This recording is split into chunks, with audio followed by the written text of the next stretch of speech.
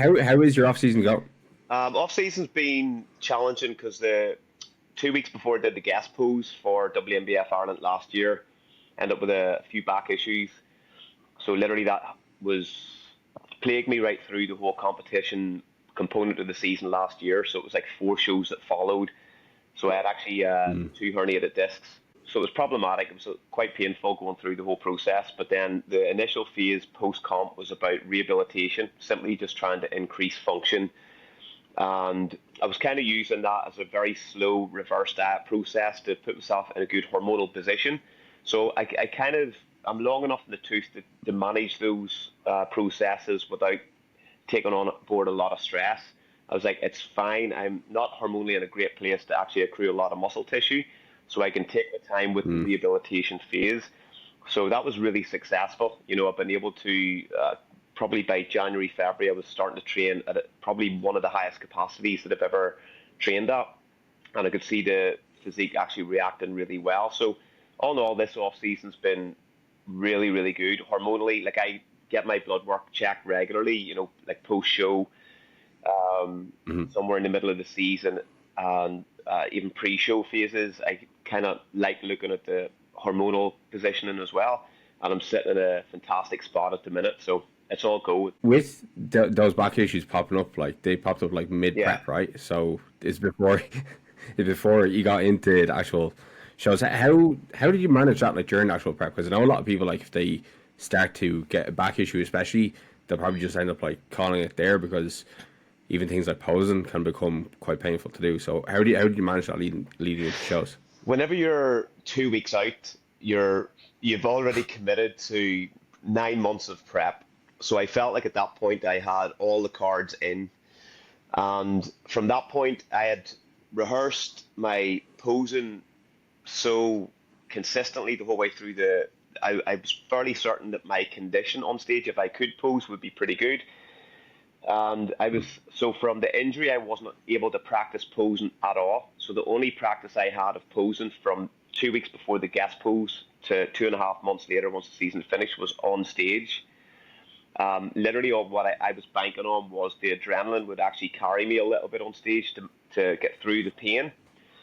And it kind of worked. It was actually fine. The only thing that, on reflection, assessing the posing, I wasn't able to just get into spinal extension that well. So the back poses were a Yeah. little bit limited, but pretty much all the other poses I was actually quite happy with. Mm.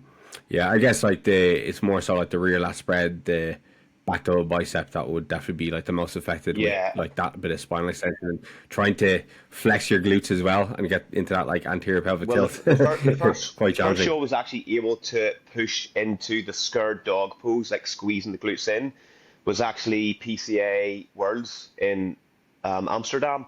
All the shows before, which was the PCA British, the Valhalla Pro, I wasn't able to actually pack my glutes through. So I was kind of just banking on getting the adductors nice and thick looking in the pose and hitting the Hmm. hamstrings and gently contracting the glutes and trying to get the spine into as much extension as possible. Fortunately, it looked okay on stage, but whenever you're beside other conditioned athletes that are showing off their glutes and you have all the detail there, but you just can't pin them in, it's a little bit frustrating. Yeah, I'd say when you're up against Yeah, Dirk at the Valhalla Pro, because I know like Dirk obviously has a massive social media yeah, following, and I think like everybody was like like Dirk's gonna win that, and I think when you kind of yeah, picked the win, everyone's like, oh, there's James yeah, Melville. yeah. It wasn't expected. I think even myself, I up until the night before the show, the night before the show, I had that feeling that I was going to be hard to beat, and that's I think any athlete that has experience, the goal isn't actually to win, but it's to feel like that just before the show. And Mm, if you can get to that position and ultimately leave it in the hands of the judges, then that is your best case scenario. Nothing is guaranteed. So the night before the show, Edel put we'll get to that later, my wonderful tan. And I was able to, she does a great job with it.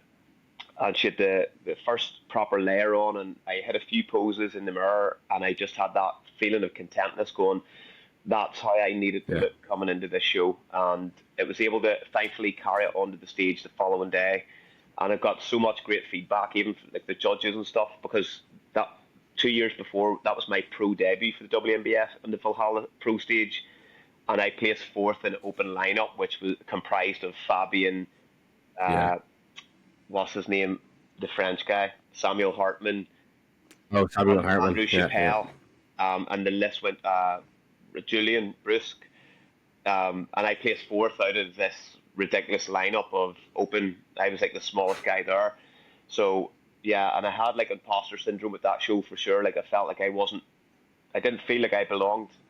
So it was like 2 years later, the judges were able to see like even the improvements that I had made from the last time on that stage, which was pretty cool to hear. Yeah, I guess anytime you're standing and you're actually able to stand up against the bigger Yeah, guys who bigger frames, more muscle overall, like it definitely speaks to like about quality condition, quality of like how you present yourself on stage. Because I think a lot of people when they're and I think probably a mistake of a lot of like people are early into bodybuilding and early into their journey, they over index on like the muscularity side of things. While having a ton of muscle is important, and there's definitely going to be times in your career where pushing a bulk like far is going to be beneficial to you.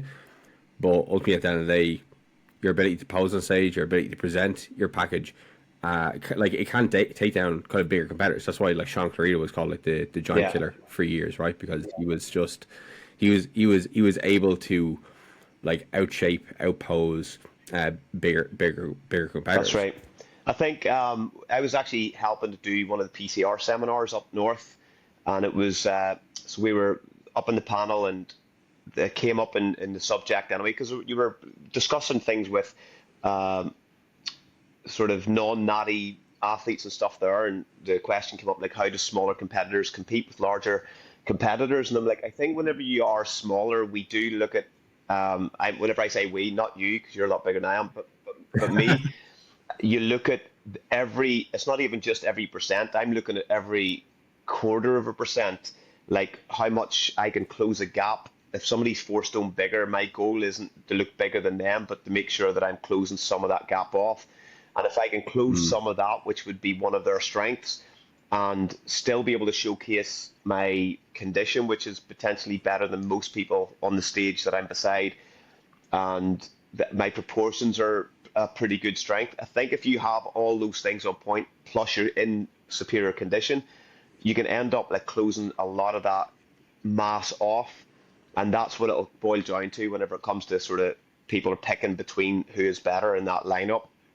The small little Mm. percentages. Yeah, and I guess like at the pro level, that's what it comes down to, right? Like, I think from watching amateur shows, when you look at like the heavyweights, you'll often see like one guy in the heavyweights who is amazing. Like you had like Christoph Yeah, Bangsgaard in the WNBF Ireland last year, and he's just phenomenal. The two other heavyweights were good, but like I think that was actually even a strong heavyweight lineup. But sometimes you'll get the one really good guy, and then heavyweights typically they're bigger guys. They just tend to probably have a hard time getting into condition.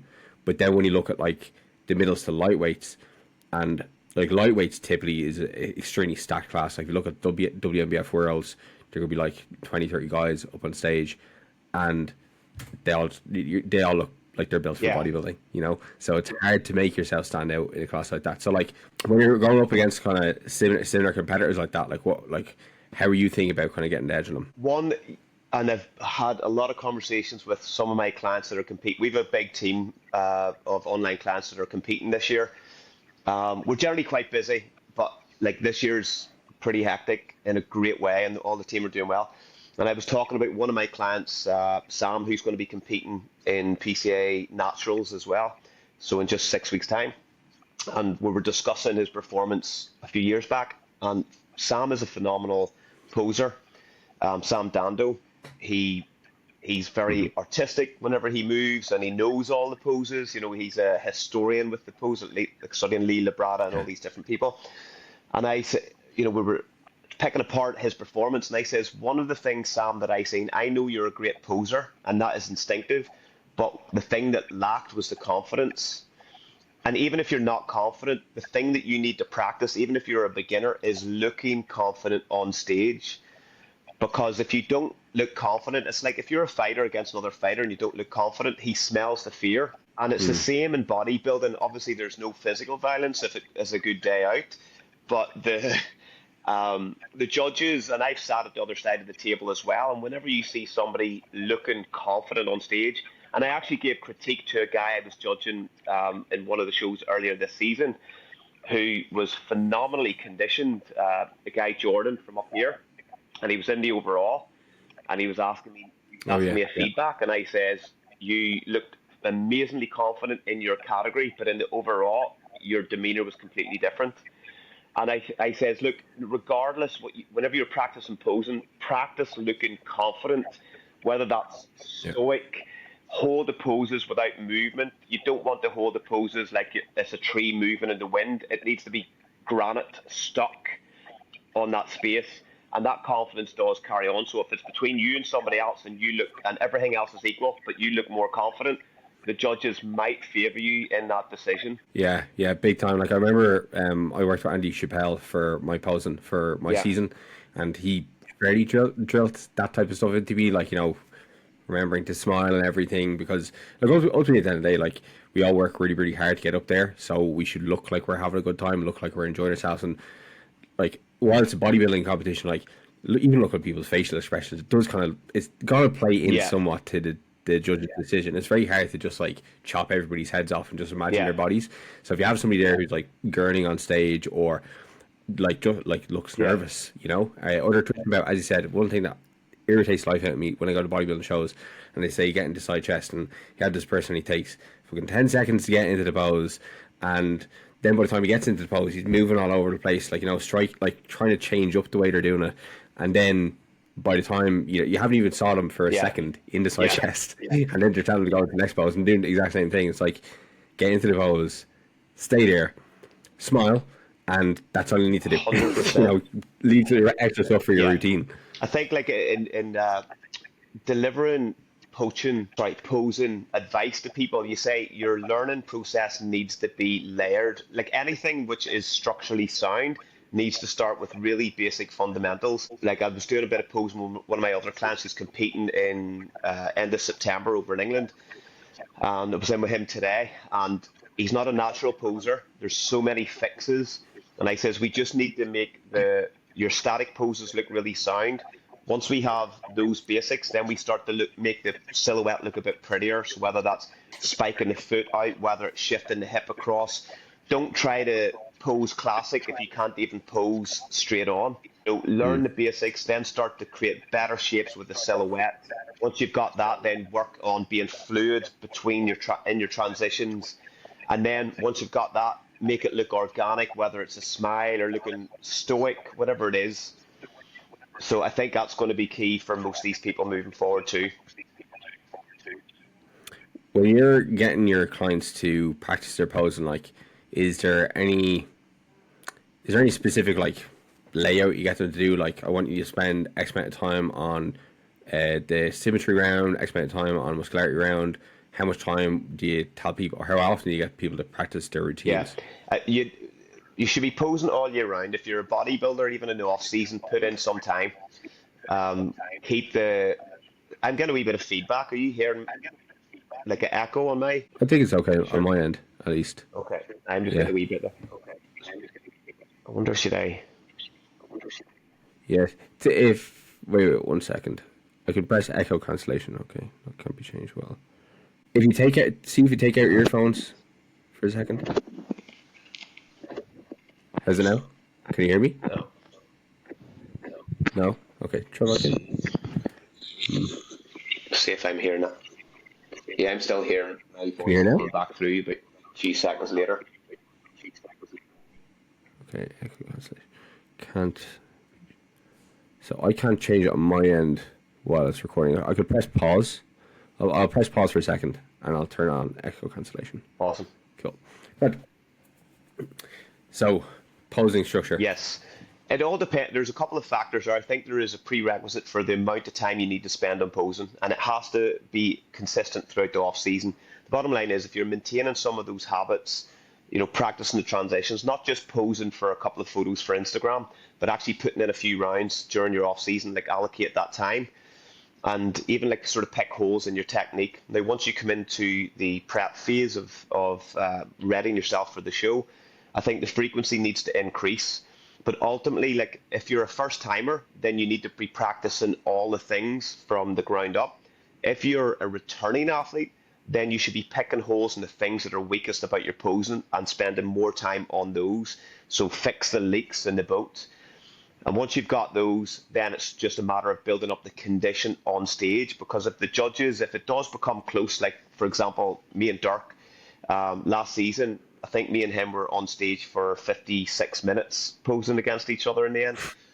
And it was tough, but I had put so much time and effort on the lead up to the show before the injuries happened, where I was just running 35, 40 minutes hard. I'd put the timer on and I'd not stop, not even for a sip of water.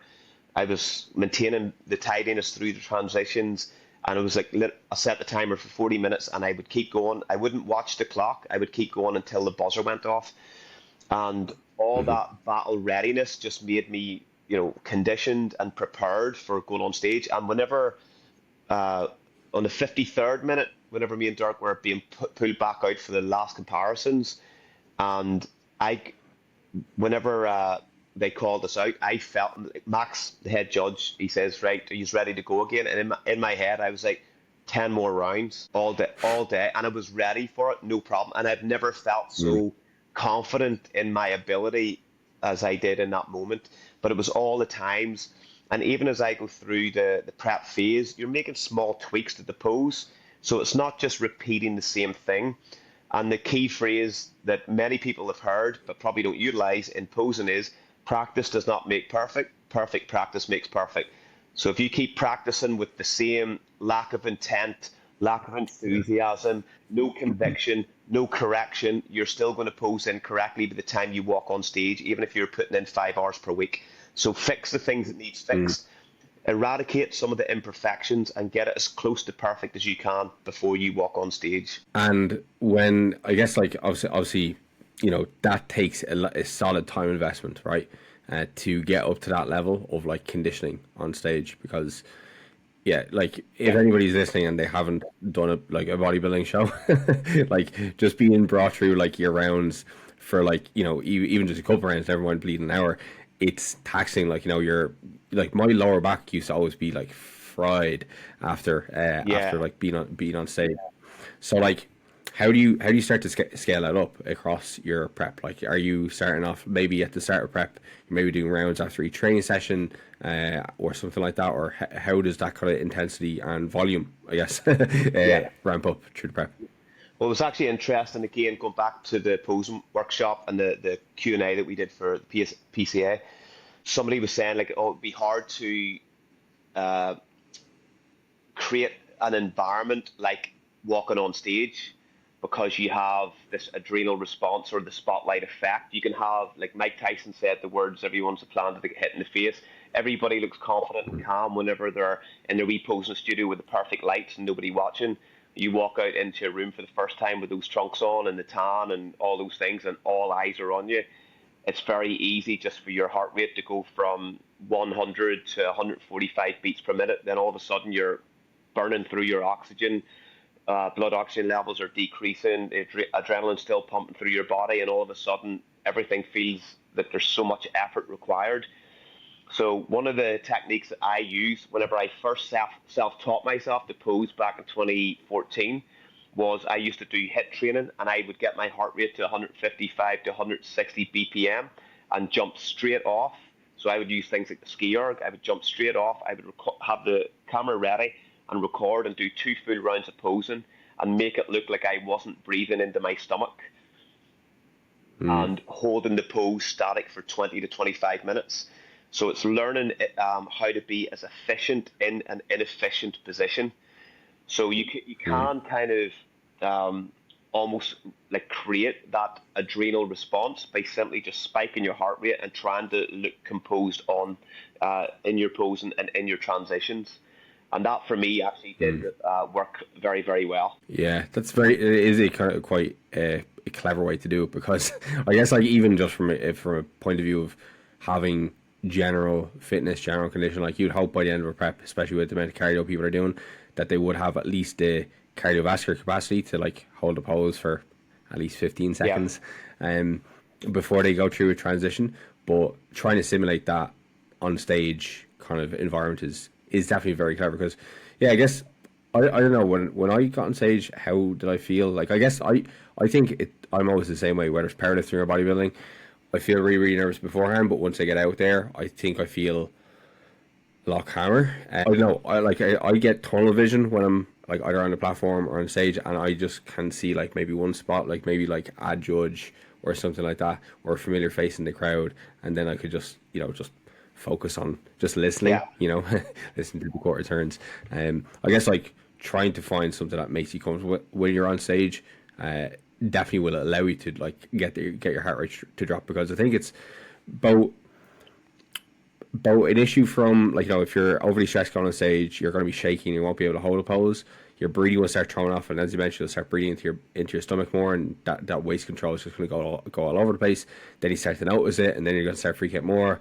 People also, when they're very poorly conditioned and haven't practiced posing, they end up sweating, and then their tan is ruined. And like, it's really annoying when you see somebody who's like just dripping sweat on stage, because you feel bad for them. Like, it could just be, it's very off-putting for them, but then like they're wiping their face and they're making it worse and everything like that. So it really stands to reason why this part of the sport is something that people should be putting some time into, which is why we're starting off with so long talking Well, about it. actually, I think so Peter, one of my clients, I was going through the posing today. I've got a couple of cracking shots. Now he's still about 9 weeks out.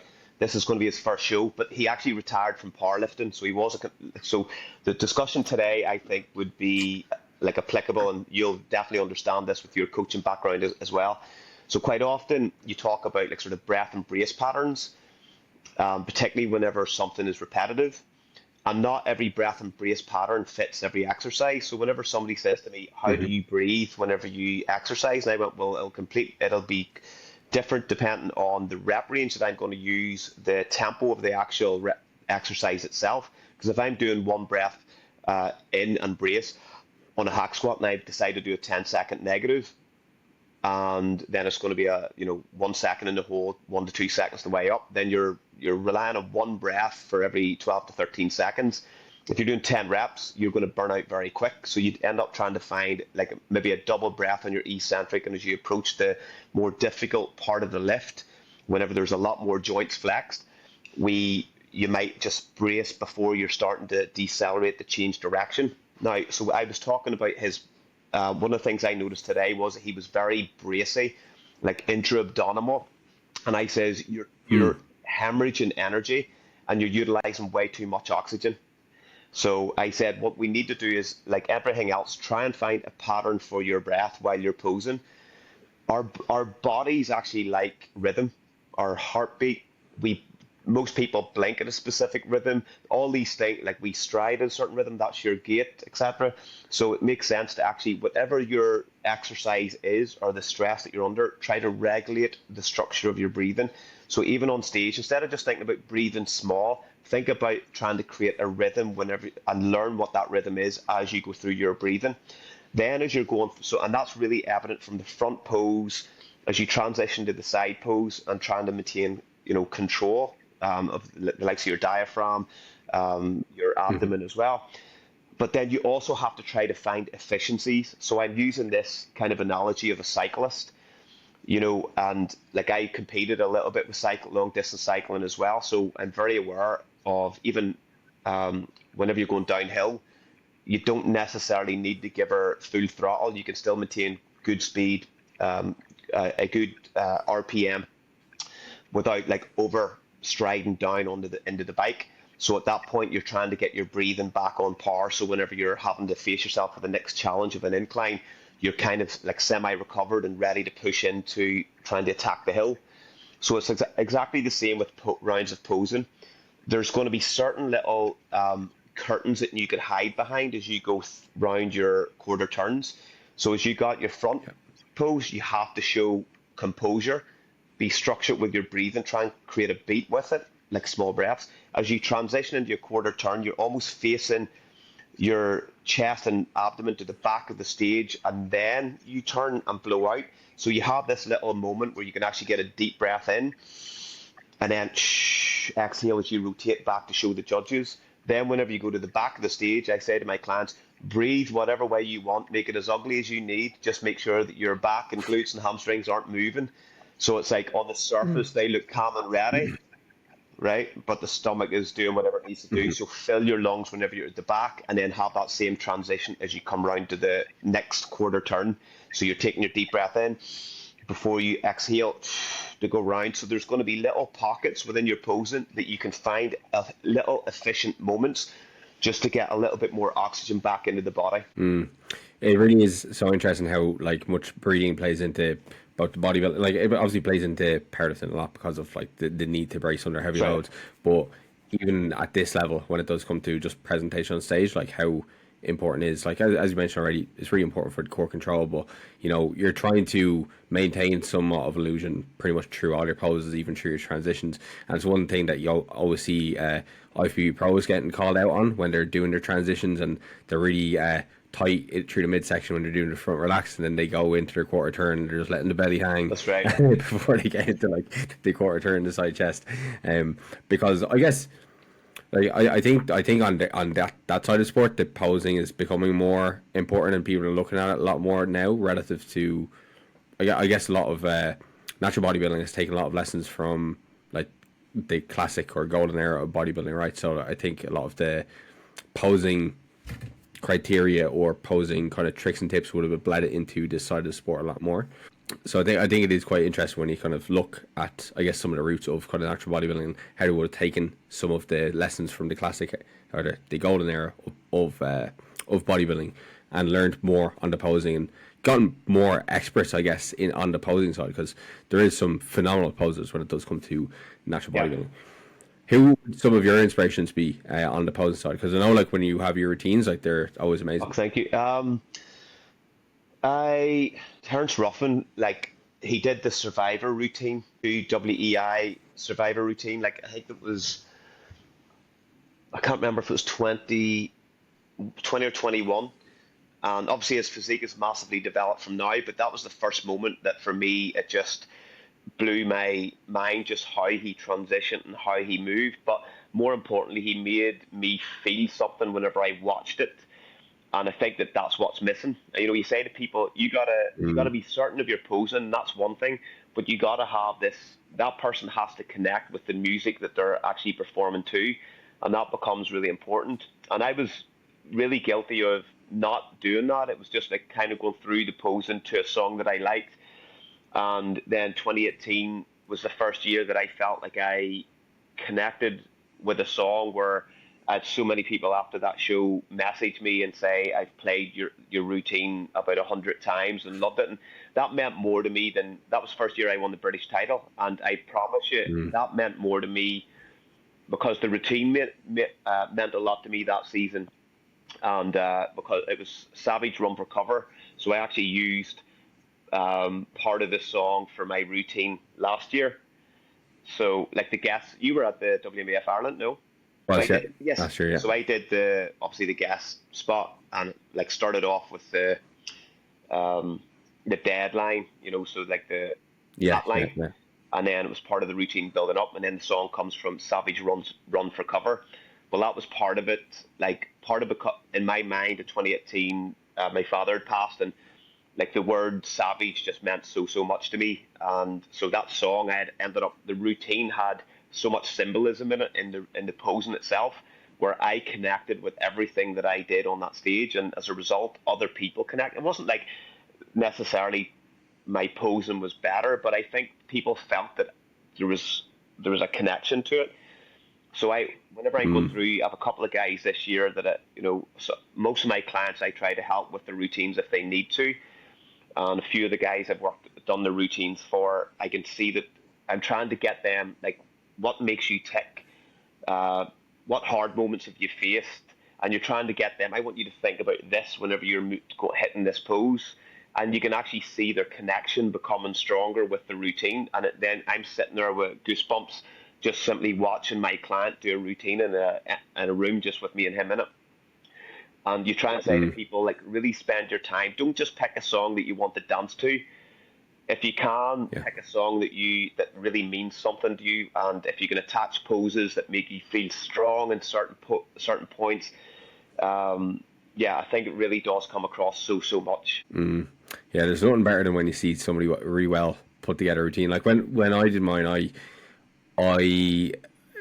I'd like to put more effort into my routine next time around. Let's just put it that way. Like it's more so one of those things that I was like, I don't have. I feel like at that point I didn't have much of an artistic problem in my body for posing. Whereas like now that I've practiced it more and I've gotten better at posing overall, I feel like the next time I can definitely put something together better. Yeah.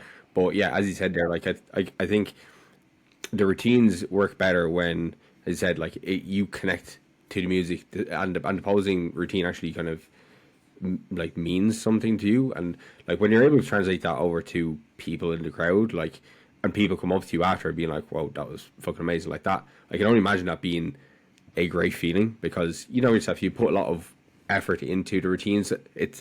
There's always going to be people who don't want it, and that's completely fine, because it's not necessarily part of the day that's Yeah. judged.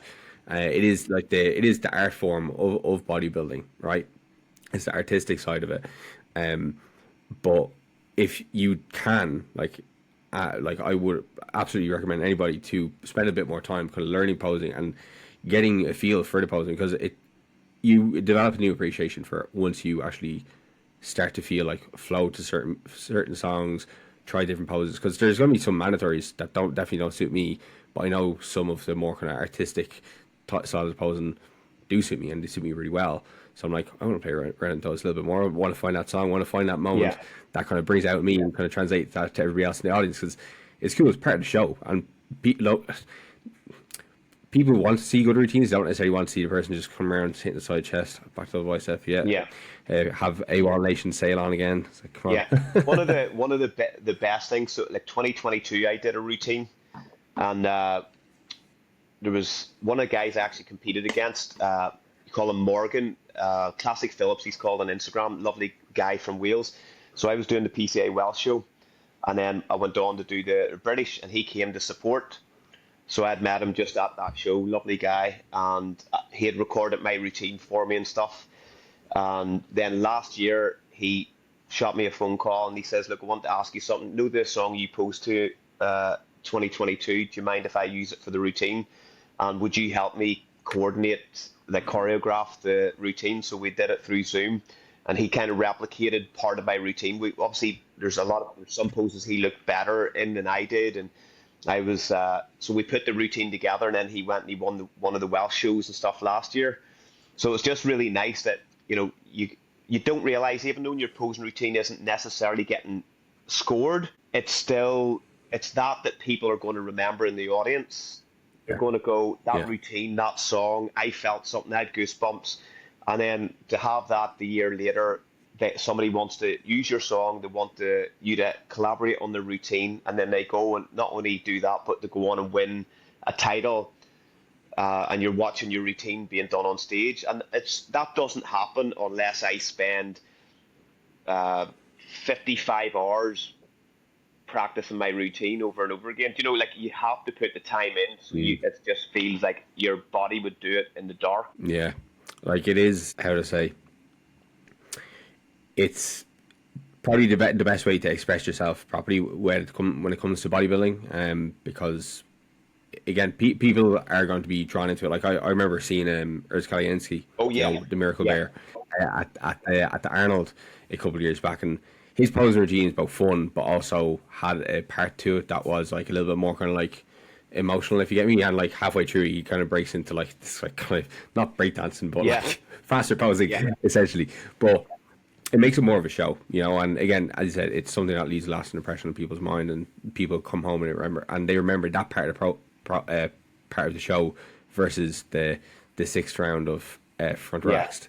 Well, They brought me the and actually. Edel were at the Mr. Olympia in 2012, 13, 14, and we were like several rows from the front and watching Kai Green do his Oh yeah, routine.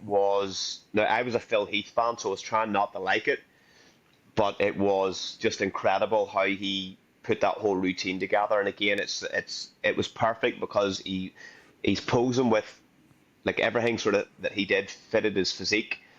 It had that wow factor, and then he's just a natural performer. Now, I'm not necessarily a natural performer, but you got to practice so much that it kind of looks natural, and that's the key. Other yeah, people could So we were at the Arnold Classic in 2015, and Cedric McMillan posed, and he just freestyled his routines, and it was mind blowing. It blew the roof off the place, and whenever you're in that and you just feel this energy, somebody pose, and the energy in the room just lifts. It's just incredible to be part of, and it's privilege just to sit and watch it. Yeah, yeah, and I think year on year, everybody will show over until like the posing standard across the board is getting better, and I think there's more people talking about it on social media. There's more people posting about posing. There's more posing coaches as well. You do a lot of posing kind of clinics for people, don't you? Like, do you have any coming up in the next couple of weeks? We had one 2 weeks ago. We will be doing one definitely before the next show, so it'll be. We haven't set the date, but probably somewhere in July, end of July, start of August, sometime maybe. I've clients in England competing on the 3rd of August, so it'll probably be possibly the weekend after that. So if you're ever over in our neck of the woods, just come on up. Get stuck in. But I appreciate that. I definitely will. We've been actually running posing workshops from 2017 in the compound room in Lisburn, which is mine and Edel's gym, and we did it for free for all natural bodybuilders in Ireland, and we were helping a lot of people. And it turned out, like, up until probably 2021, we were doing it, and it became kind of like a thankless thing. We were doing a lot of stuff for free, trying to help promote the sport and stuff, and then people forget very, very quickly. So then we had so many people we were actually helping, as competitors, and we're taking their preps, that we were like, look, we'll run the workshops for free for our clients, and anybody else that wants to travel across can pay a small fee just to come in to sort of cover the time. They get free access into the gym and stuff prior to it. But generally, like, the last workshops we've had probably, anywhere between 10 and 20 people, and we've had like Stuart Coyne, he had come across from Abu Dhabi, and he was back in Dublin. He travelled up, and Adam Carroll with a good squad.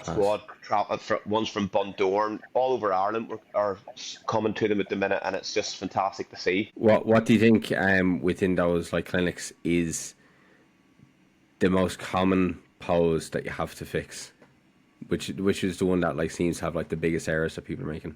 Out of compulsories, it would have to be side tricep or abs. Abs and thigh. I think side tricep simply, but it's the two poses that you can't hide. So, like, it's the two poses that your abs are going to be, the thickness of your waist, the amount of rotation that you get, the tidiness of the pose has to be all in check. And if your heart rate's up through the roof, you're already going to be having quite a lot of difficulty. So I'd say those, especially since they're the quarters, especially since they're like later on in the compulsories. The quarter turns, I think a lot of people get wrong. And again, so you see some people, and they kind of look okay in the quarters, but as soon as they do the muscularity round, you just go, oh, actually, he's a lot better than I thought.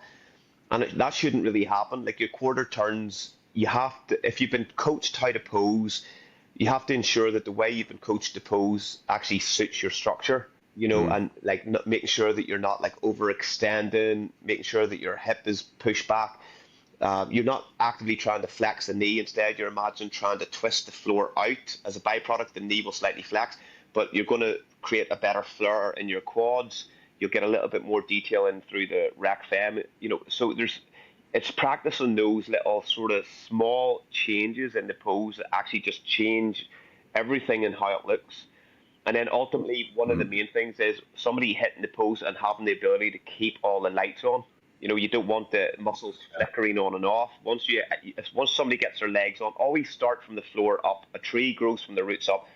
Feet, hips back, slight external rotation, rib cage up, flare the lats, a little bit of protraction. And then the last thing that I say to everybody is, you're setting your pose up. That is the sentence.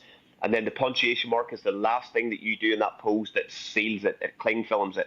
So once I'm up, and the last thing that I do would be flexing the arm, and that's how I know my sequence is complete, and it's locked in. And I promise you, I will not let anything change until I'm instructed to move.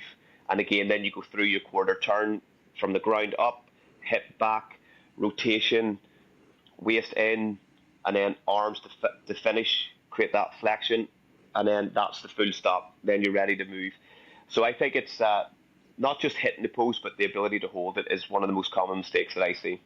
I think the starting from the ground up was probably the most helpful, like, cue I got, I Yeah, guess, from Andy, because once you're able to think about that, because like all of the upper body poses, most guys are going to be pretty handy at hitting, right? We know how to flex our biceps or stuff like that. Like that stuff kind of comes normal to us, but we don't think all that often about like how you're applying foot pressure into the floor. Like, you know, say for example when you're doing like the rear shots, you don't think all that often about like pushing your feet back as if you're almost like trying to like hamstring curl against the ground to like get your like hamstrings to split or anything that's like right.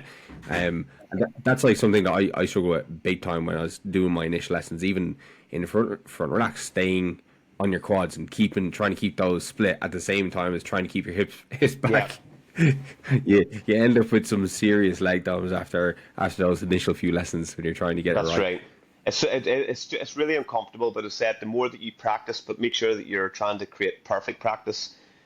And if you can get to that, then you're going to have the ability just to hold, get into the pose and hold it until you're instructed to move. And that's all part of looking confident on stage as well. I think we've talked plenty of posing here. I think there's going to be people who are getting a fucking ton of value there because we've just speaking for about 40 minutes Mm. about it. I was expecting to be 40 minutes long, but anyway, sure, plenty of value. It's the main thing. So I guess like kind of we can follow on from that in regards to kind of stage presence, I guess. And I would like to talk to you about your amazing tan, because I know tan is probably, you know, it's a very important part of like of looking the part on stage.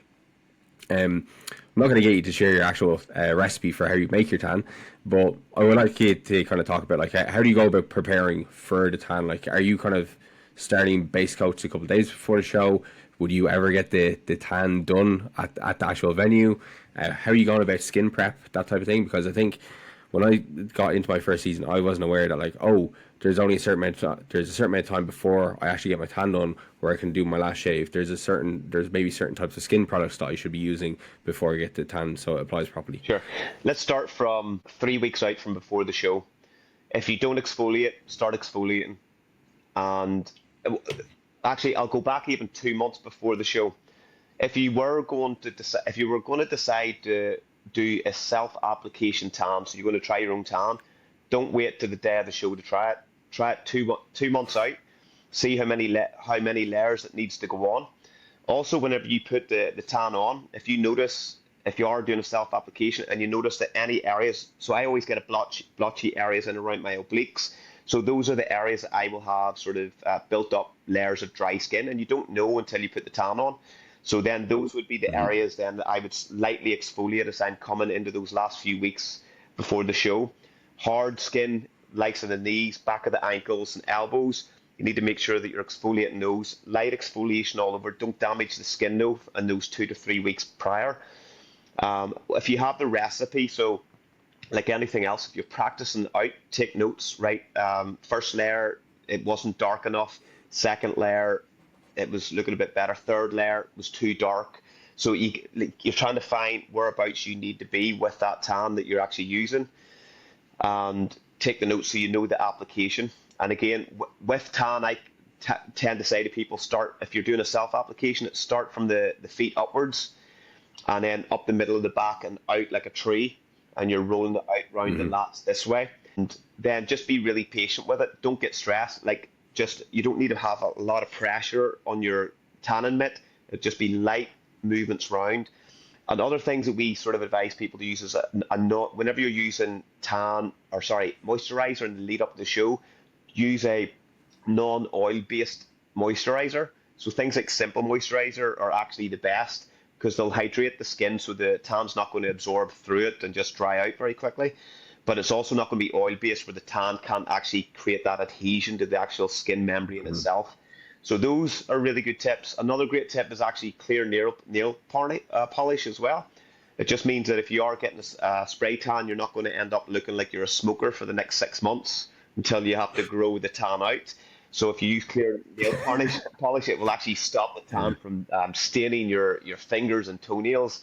So it's a wee bit weird, but like, let's face it, putting tan on, putting trunks on. So clear nail varnish isn't really that much of a stretch for us Yeah, guys, you know. yeah, I agree. And Yeah. that's pretty much it. Yes, the in terms of the shave, if you don't regularly shave and you've got loads of wool on the body, you just got to use like a little light electric trimmer. Take it right down so you're close to the root, and then it'll just be like a bick. You don't need to be planing yourself like planing a door. You just need to be kind of light to go Mm. against the grain, and just remove as much of that till you've got all the hair, and even the wee micro hairs that you have that you don't think that are important down your back and in here. Literally, just shave everywhere, even if it doesn't look like there's a lot of hair on it, because you don't want the Yeah, tan to just yeah. sort of congeal to those hair fibers. And that's pretty much it. I think like if you're be well prepared. So my preparation is actually I get a girl, Lisa McCutcheon, one of our clients. She comes to the house, does a base coat for me. So just like a general like dark domestic spray tan, and that's generally the like 2 days before the show. The night before the show, we would put our first base coat on, and then the next morning we would get up, and then it's another full coat on, and generally the tone is absolutely perfect. Mm. It's interesting about getting the domestic spray tan. That's actually quite an interesting Yeah, one, which I might look into in the yeah. future. I hope that my base plan here Well, is that I'm getting in Spain is pretty good, except for the fact that I have pretty much the whitest right, arse. right. You just got to start bathing nude. You'll be grand. Yeah, in my postal trucks. Yeah. No, so yeah, like if you've got good coloration in the skin, you probably don't need it. I don't use sunbeds or anything, so quite often just getting a little bit of color back into the skin, I think, is definitely very beneficial. If you do have exaggerated white bits, then look, a spray tan will not just get them to be a little bit heavier with the application in your white areas. Try and block that in. Mm. But I think it does take. I think that the whenever you do apply the tan, then it just coats it a little bit better, and rather than putting it straight on to Casper white skin. And but like, see, for most timer clients, I do say just book your spray, because Yeah, you're gonna yeah, have like I can control all those other stress factors because you have the experience, and I kind of know that tan application, so I'm completely calm about everything that I do.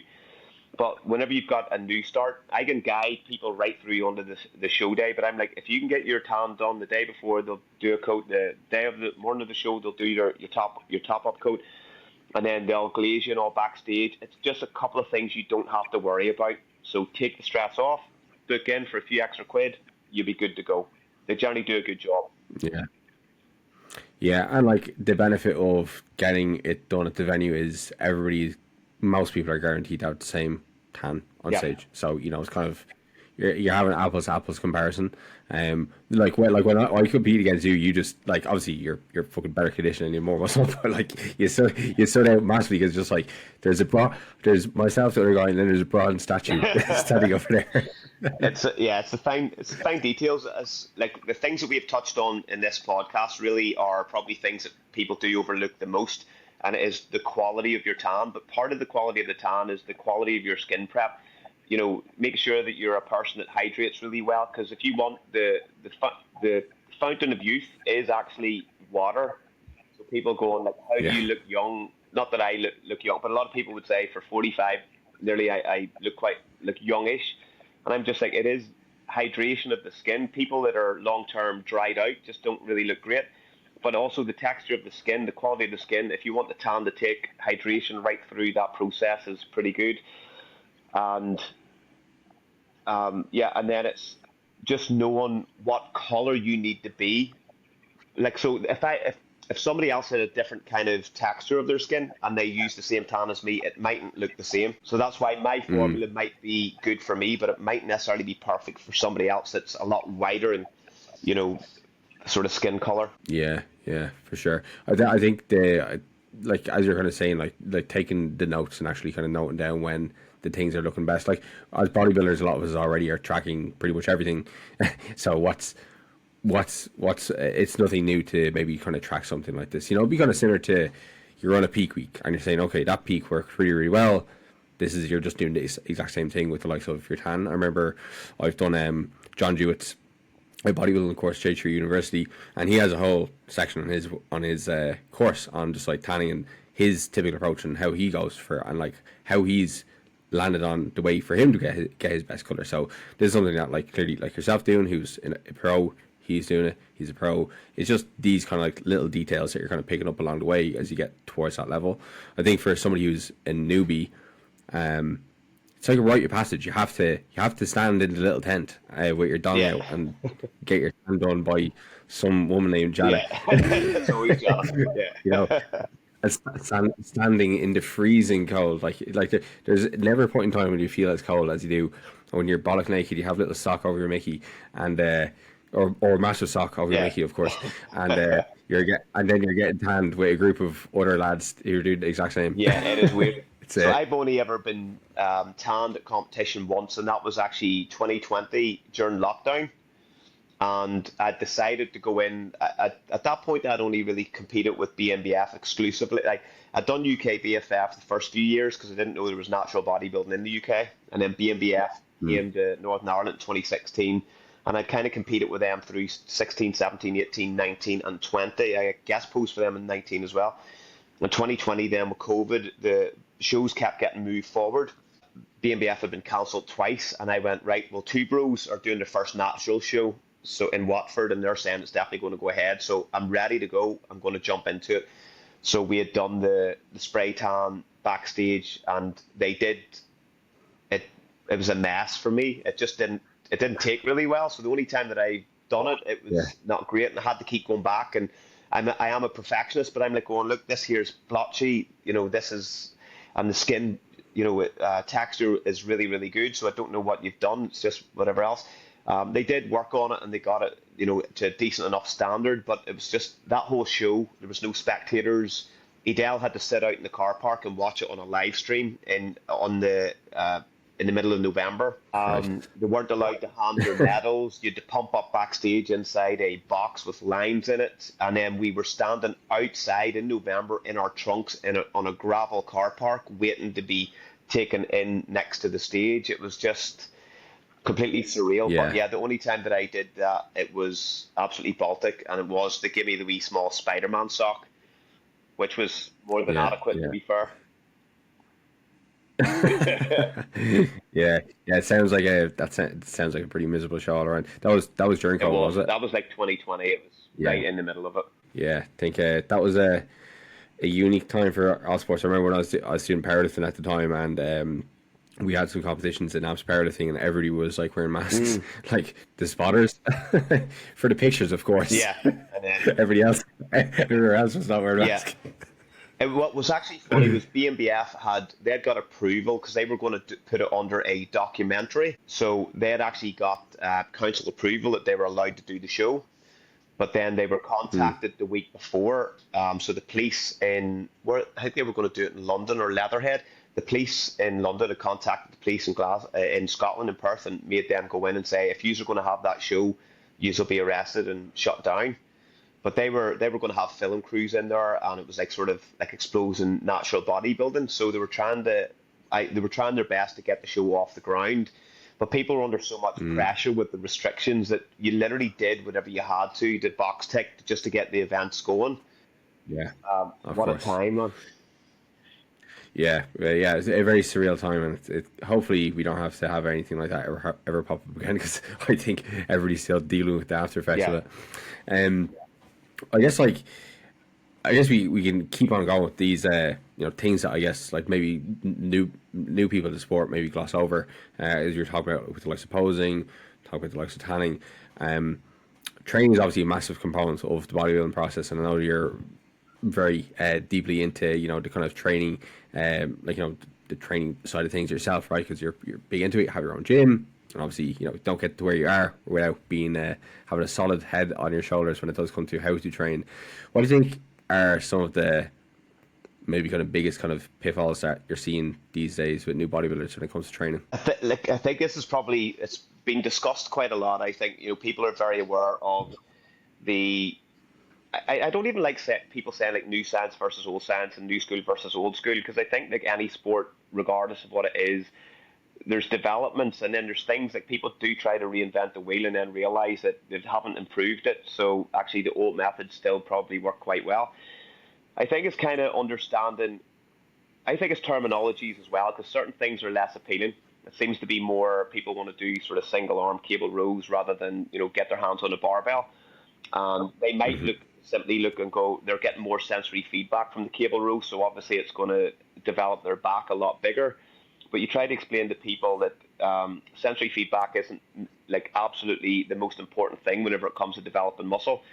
And particularly whenever you're trying to develop a back and you're not specifically trying to bias an exact line of fibers, which everybody, Yeah. I think that's only applicable if you've built a back and there's areas that need filled in, then understanding fiber orientation and the movement patterns you need to create in order to bias those specific areas.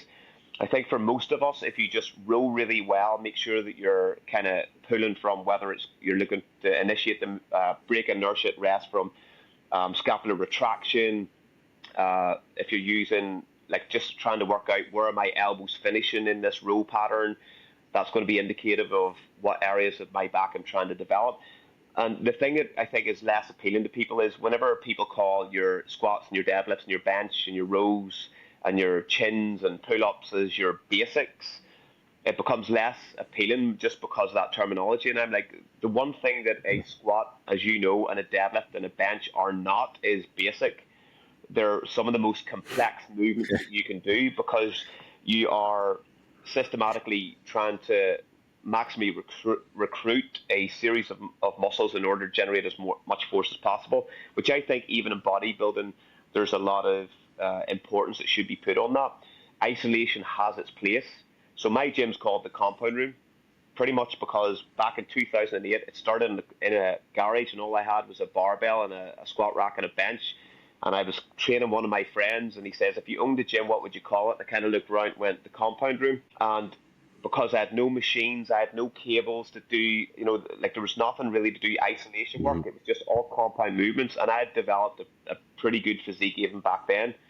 So I think the younger guys coming up through, try to build the majority of your physique with just good, solid compound movements. Spend more time there. If I had to quantify it, 60 to 70% of your training, just good, heavy, technically efficient compound movements, and then your secondaries movements isolate a little bit more, bias specific areas you think that you're underdeveloped with, and that's going to bring your physique up probably at the right rate. So I think the extra volume that you're going to use, you can be a little bit more picky with your lines of pull and trying to focus more on biasing rather than just, I want to smash my back with this bent over barbell row.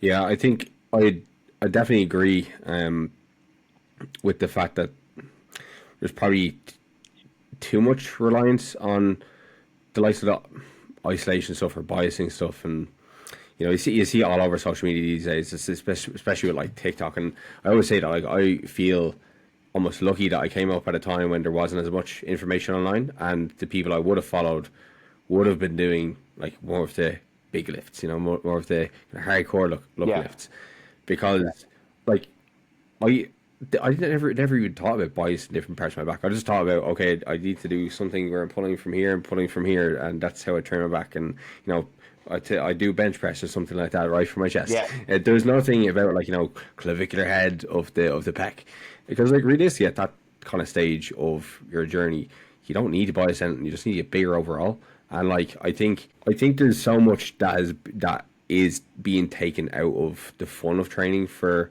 younger people by getting so specific with information on how to train, because like it should be fun at the end of the day. Like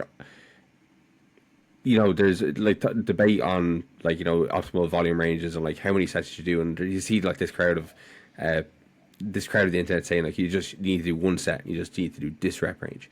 And it's like, I like training so much that even if one set was the best like set range for me to do for an exercise, and 5 to 8 reps is the only rep range I should use if I want to maximize hypertrophy, I probably wouldn't do it, because I like training. I want to do a second set. I want to do a third set. Like I like fucking training. I like getting in there, working hard. Yeah. And there's also just the element of how you can't. I like to gamify training, and that's kind of why I got into powerlifting, because you're gamifying lifting weights. You're like, okay, I want to beat my squat, I want to beat my bench, I want to beat my deadlift, and just that like hunger for getting more weight in the bar over time. And naturally enough, you always run into a bottleneck once you get to a certain strength level with your technique. So then you have to improve your technique, then you get better technique, then you unlock the next level of strength, and then that translates over to other exercises. You see this all the time. Anybody who is really good at like free weight compounds, they're typically an animal on machines too, because they don't have to worry about all these extra stabilizers that they did previously, and now they've got more power to kind of use for the big muscle groups that are contributing to lift. And those people too end up being extremely strong and extremely jacked, right? And I think there's just so much of like the fun being sucked out of it for just the need to be perfect. Like that's no way to bodybuild over long term. You've been bodybuilding for like how long at this point? Probably I started lifting as a bodybuilder in 2002, probably. After Yeah, so like yeah, it's been a long. yeah, so, yeah. Sorry, I keep putting you. Yeah. Go over. Yeah, it's been like 23 years. And so it's like what you're saying there. I had this exact conversation with a couple of my clients who are also coaches themselves the other day. And so if you try to think about this rationally, you have two identical twins that come into your gym. Now, I'm just putting this out there, that both have the same genetic potential. And you get one, and say everything else is equal. So all the recovery is exactly the same. All their nutrition is exactly the same. And the only thing that's different is the styles of training. So on one hand, I get this kid comes in and he just pulls from the floor. He gets his squats, he barbell bench presses, and then he finishes off with his dumbbell flies and do all those things. So he's using good, heavy primary movements and getting stronger. Maybe he's making some mistakes with his technique. And then you get the identical twin coming in and he's locking in everything, trying to fiber orientate, overthinking every single movement that he does.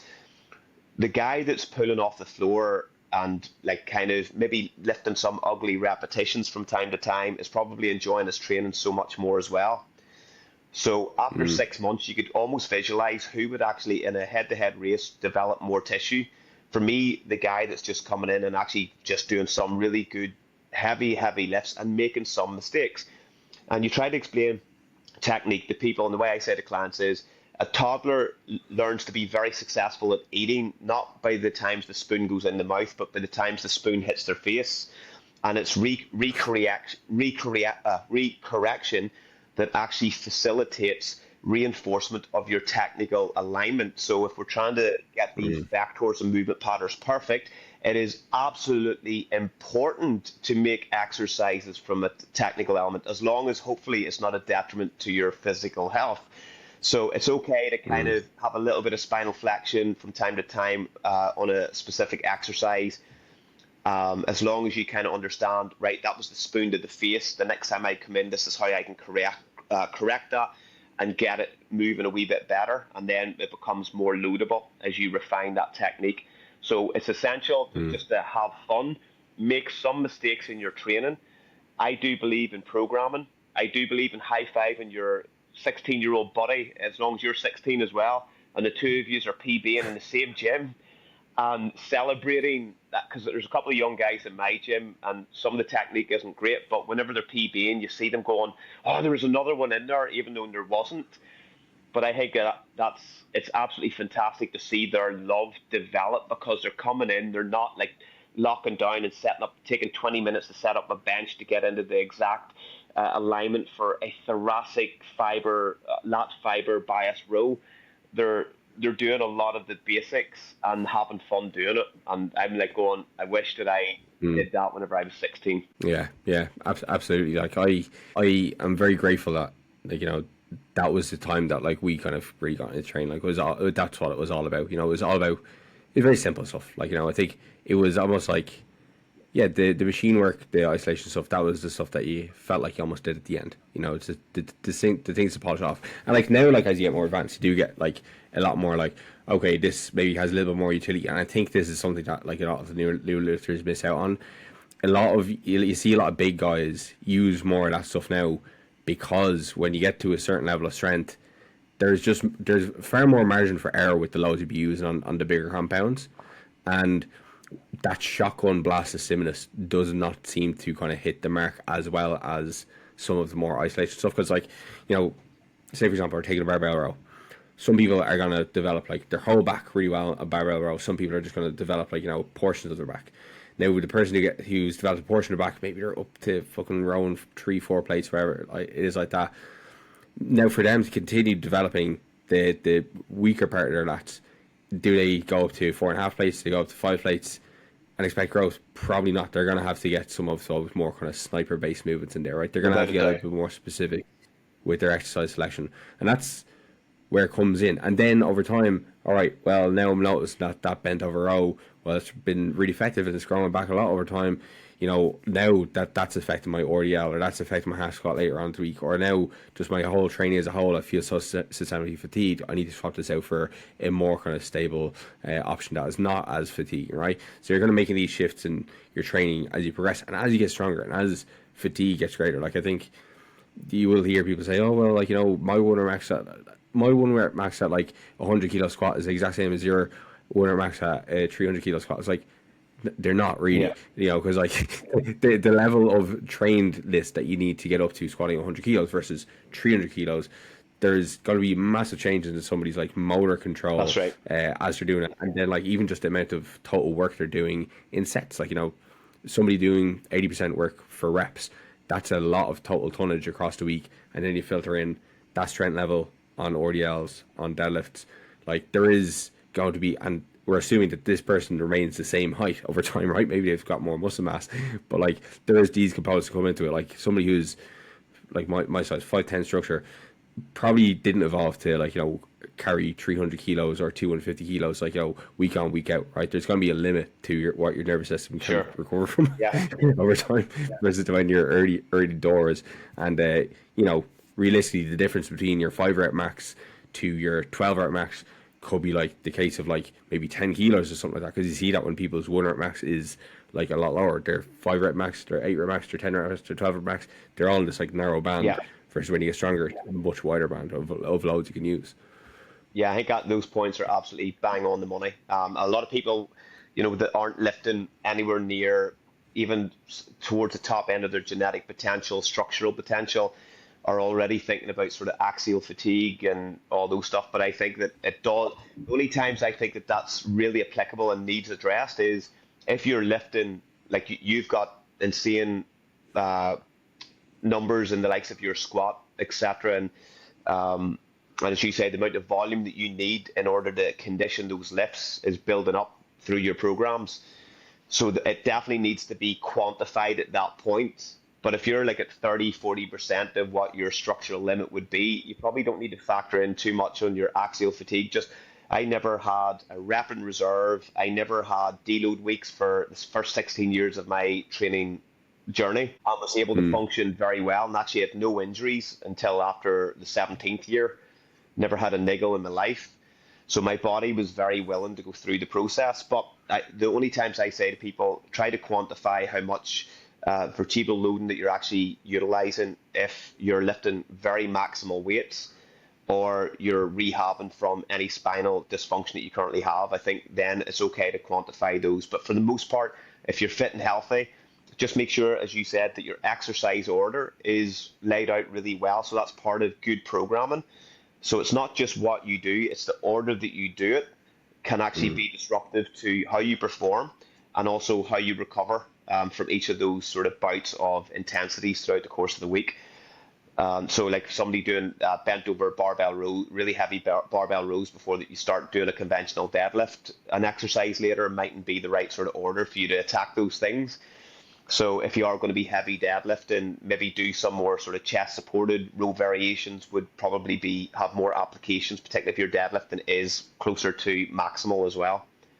How now for you though are you bringing up your physique? Like, because like we've talked about like how maybe the person who's earlier on the journey should maybe think about kind of focusing with what they should focus on, maybe with the likes of their exercise selection and maybe things they should just kind of put to the back burner for the time being. But now, right, you're very well into your bodybuilding career. You are a 2-time pro, PCA pro, WNBF pro. How do you get better at your level? Like, what does that look like? So this is where understanding a little bit more about biomechanics. A lot of the things I use, so we don't need to delve into that, but I put the post up the other day about in 2001 having the incident with had the paralysis on the left hand side. So I kind of know what it feels like to have literally no sensational interaction from my receptors, and I was getting no sensory feedback whatsoever pretty much for about 5 or 6 years of my training on the left hand side, whereas I was getting some on the right.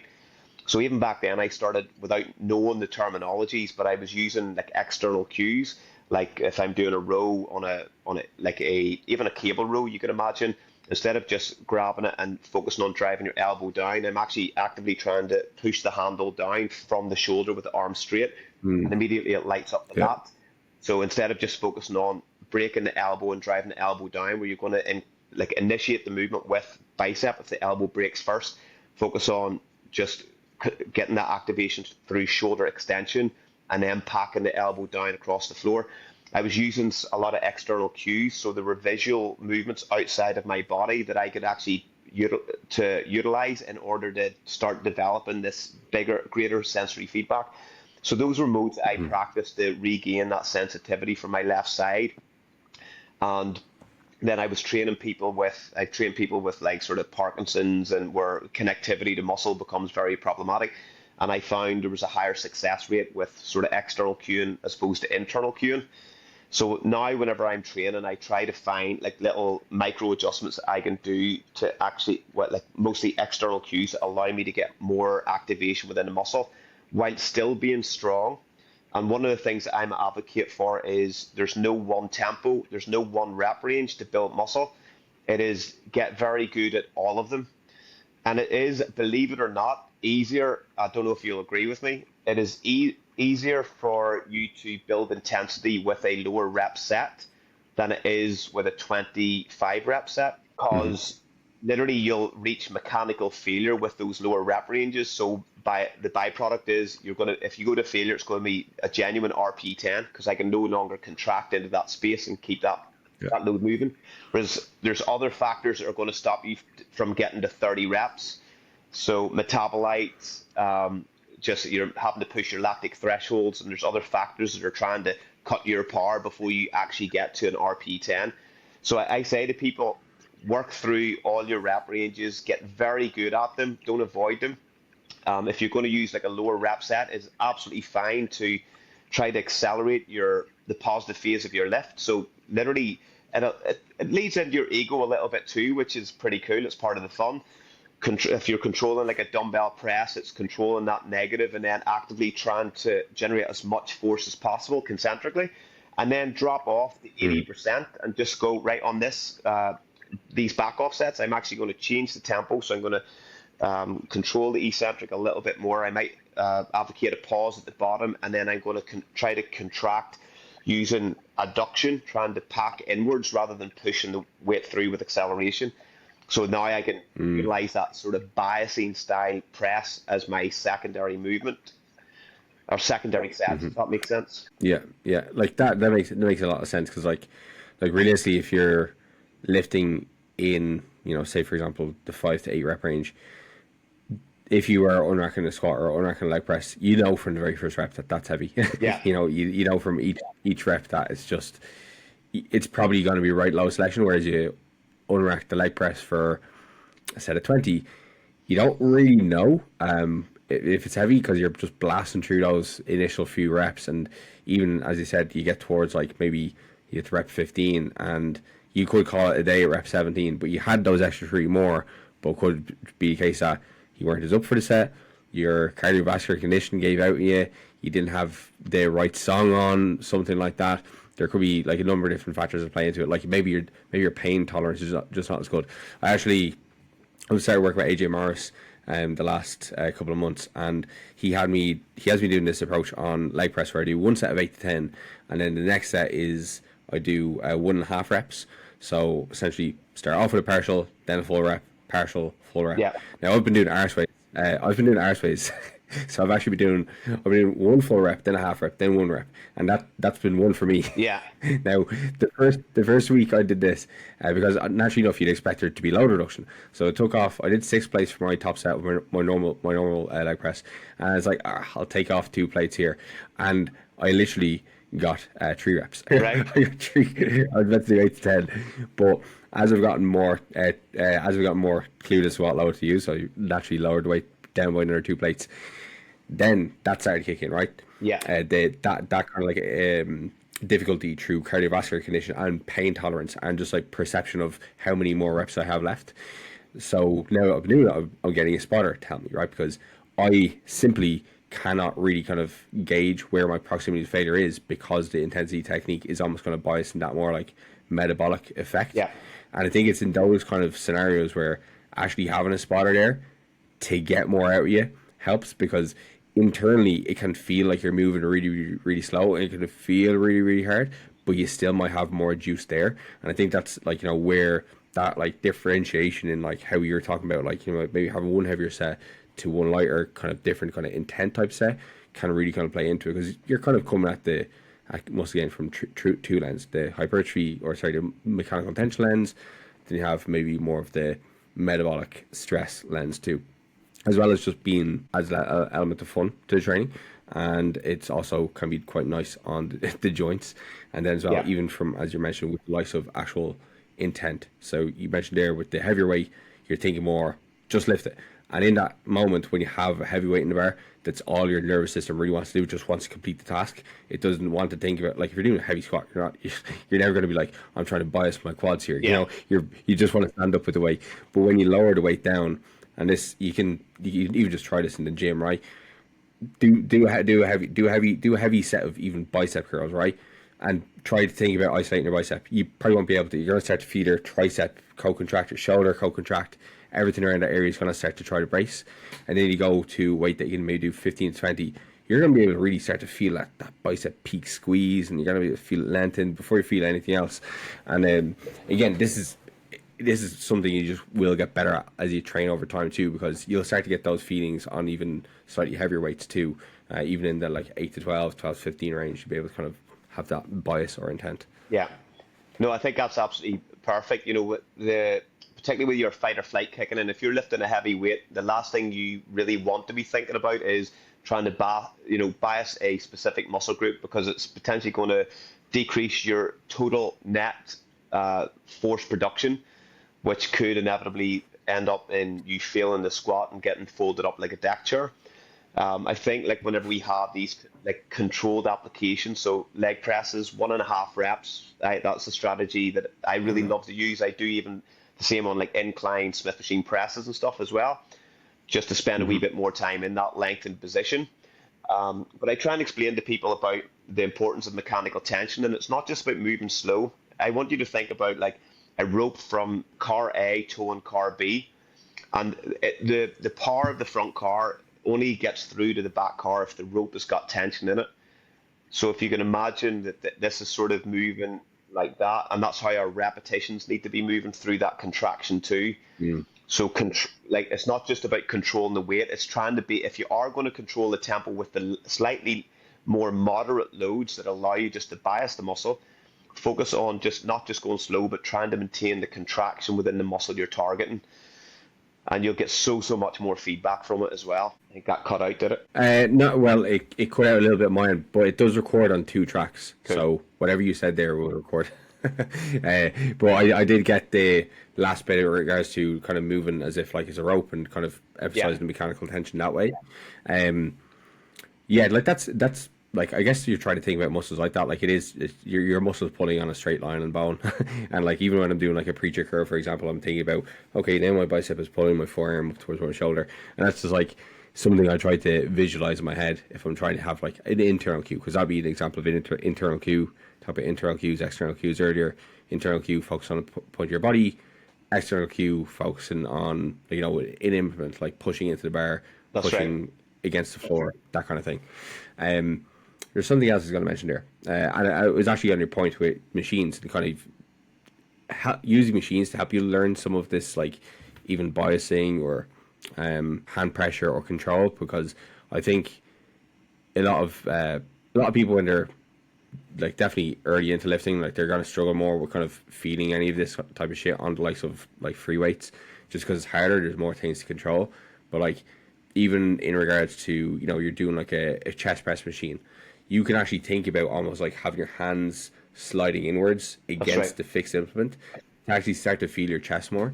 So it like there is a bit of cueing that would definitely be helps more if you had a personal trainer, if you actually trained with somebody who knows their stuff in person to kind of get some of this stuff. But I guess these are some of the nuances.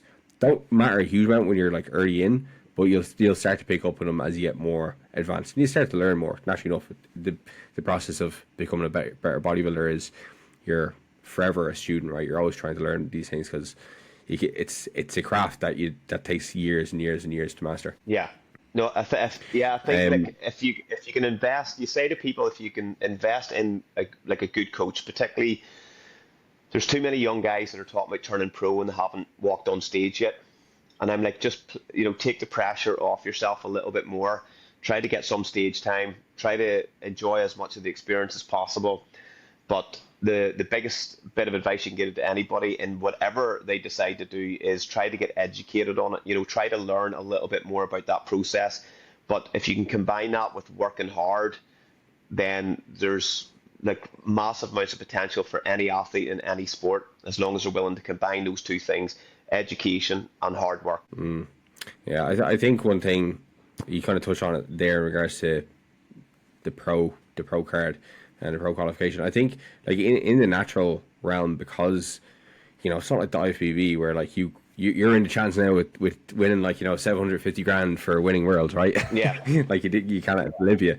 There's the status and the ability to compete at the highest level now when you do turn pro. But I think for me, I think about a pro in like the national ranks as like somebody who has kind of achieved mastery versus somebody who's just kind of had a good enough physique to win the show. Because like that's any of the good pros that I look up to.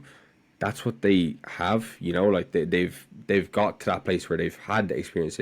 They've had to do all the seasons where they fell short. They haven't won the shows. They've had to learn how to get better. They've had to improve their posing. Have had to come up with different ways to make their tan better. All these different components that kind of lead them to ultimately being closer to where their potential is, versus again just being like having to go physique and kind of taking that for granted. Because I think the development of somebody who's going through this process should be towards getting to the position where you kind of have a lot of things figured out, versus getting to the pro ranks and being like surprised. You're like, oh, this isn't the amateurs anymore. You already have like the pro level behaviors, you have the pro level mindset, you have the pro level physique, and it's just a case of tweaking that things to just get those extra 1%. Versus you can have the physique and that could be 75% of what you need to compete well in the pro ranks. But if the other guys have the other 25% that are all 1%, you're going to be missing out. So The margins at the elite level can be extremely small, but there is definitely a ladder, and you can see it even if a lineup is stacked. That there is a difference between people that have just kind of some people have maybe turned pro in a less dense pool, let's just say, and they're jumping into the big ocean with some of the big fish, and you can see the standards. And I say to people, the one thing that I don't regret is I missed out on twice turning pro. I was in overalls and battling to turn pro, and I look back and go, as much as it hurt not getting those, and that was after competing for 6 years, and I'm in my first overall at British level, and I was like, maybe I'm in contention, and it didn't work. Went to the Worlds, then the following, it was the same in 2020. I was in the overall. I didn't get the pro. And I look back and I'm so glad it didn't happen because my physique wasn't ready, in my opinion. I might have done okay. And even whenever I turned pro in 2022 and went, as I said, to the Valhalla Pro, because Andrew Chappelle, again, there was still lockdown. So like traveling wasn't great in 2022.